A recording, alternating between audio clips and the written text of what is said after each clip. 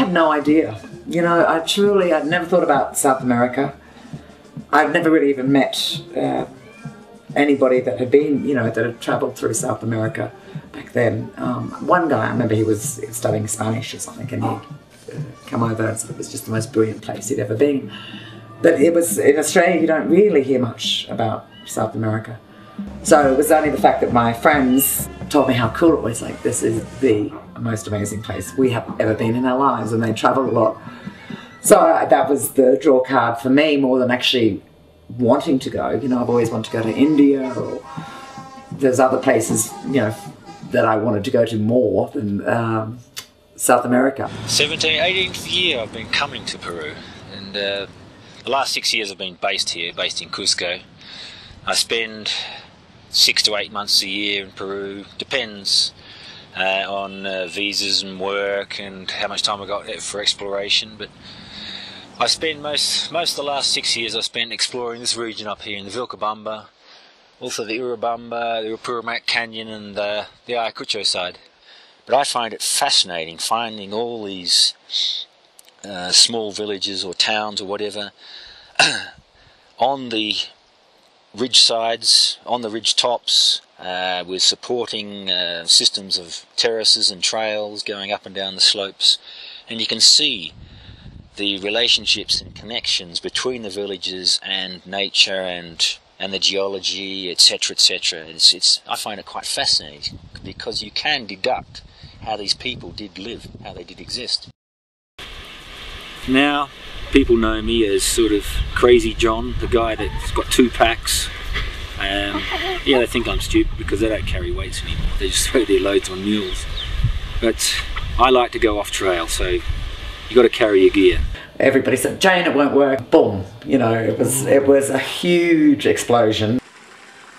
Yeah, quite often people see these strange-looking rocks on the trail or near their houses, and they think, well, nothing about it. But quite often, also, these rocks were wakas, places where the pre-Hispanic people carried out their prayers and worshipped these rocks for in pagan rituals. They did mean a lot. They were very sacred to these peoples.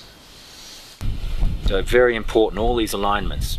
Every rock, every building had an alignment that meant something, usually to do with the sun. And he always traveled alone with his big luggage, already I think 60 or 80 kilos maybe like that, because so huge. And he disappeared for how many days? 2 or 3 weeks. People take mummies because they could sell them on the black market, but some people are still very superstitious and they take them home and they think that they can bring them good luck. Some people still consult mummies like the ancient Incas used to. It's cold. Ice inside the tent. Ooh. When we get outside, lots of ice.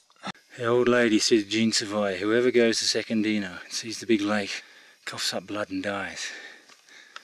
Let's get out of here. Cuando empezamos a buscar un sitio para construir la casa que tenemos ahora, encontramos este tan barato porque estamos al lado del cementerio del pueblo y nadie quiere vivir al lado del cementerio. Entonces las chicas, cuando vienen del campo y se enteran que vivimos al lado del cementerio, al principio pasan mucho miedo porque hay mucho mito sobre las almas que te buscan y te siguen y todo esto, pero pasado un tiempo ya ellas ven que esto es normal, que no pasa nada y bueno, son felices igual. You can't sleep by the coches, the small lakes by yourself, because there are phantasmas, there's ghosts, there's spirits. That is impossible. This is not good. Not even at the main hill yet. I've got to cross this cliff first. I can only imagine it's worse the other side. Maybe an indication the slope's that. Because you just can't see a thing.